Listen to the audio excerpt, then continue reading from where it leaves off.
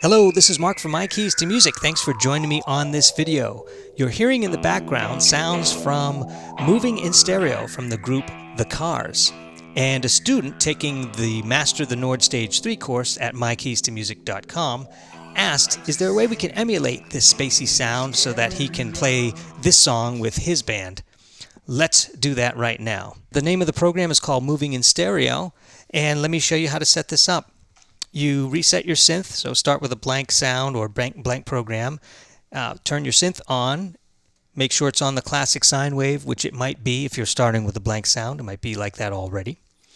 Then you want to move your frequency cutoff to 92 hertz, which is about a third up on the dial. Not too much, but not too little either. 92 hertz. Then crank the resonance up here all the way to 10 and put your filter on the LPM Moog filter. This combination is your space combination for spacey sounds. Then you want to adjust the frequency cutoff up and down using something that's easier to control than these knobs. We'll use the wheel. So I've assigned the wheel a morph, which means that as I move the wheel up and down, it's actually moving this knob up and down.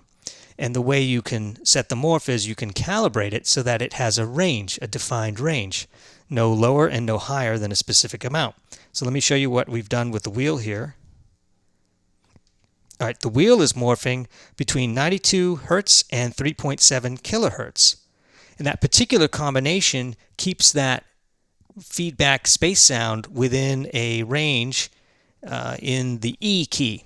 So I'm playing this key to start with. Then I move the wheel up, and it will have that effect.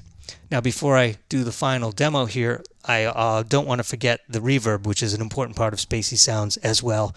So for the reverb, we want that on a Hall 1, is what I've chosen for that.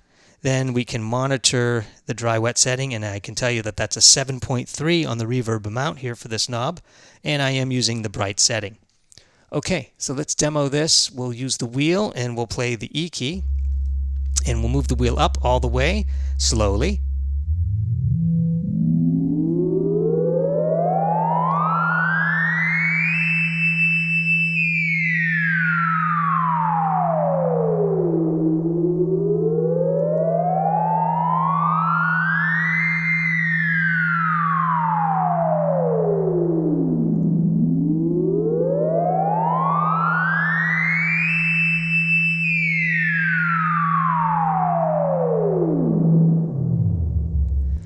So you can adjust the speed and how much you want to move it up and down depending on what you're trying to do. But it's really that simple.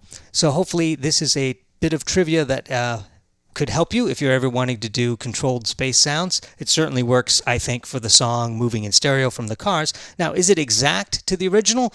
No, of course not. The original had an analog synth of a certain kind and the settings were a certain way.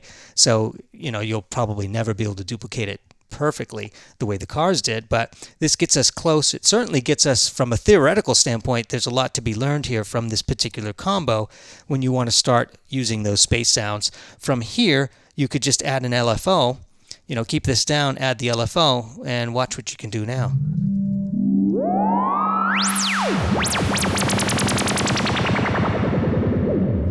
So the LFO amount here, adjusting this frequency amount, and then the rate.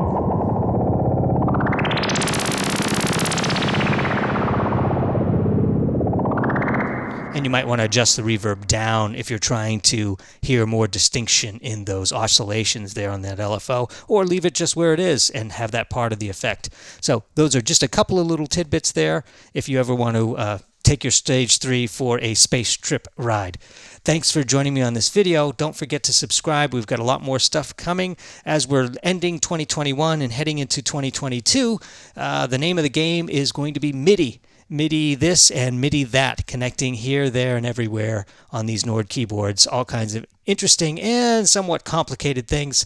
I could be asking for trouble by introducing all this complexity. Then again, it might be very interesting, and maybe this is going to solve some problems that you guys have been challenged with as you set up your rig and you try to tweak it to the point where it's working for you instead of against you. There's a lot of devices out there now, a lot of different features and functions that you can play with.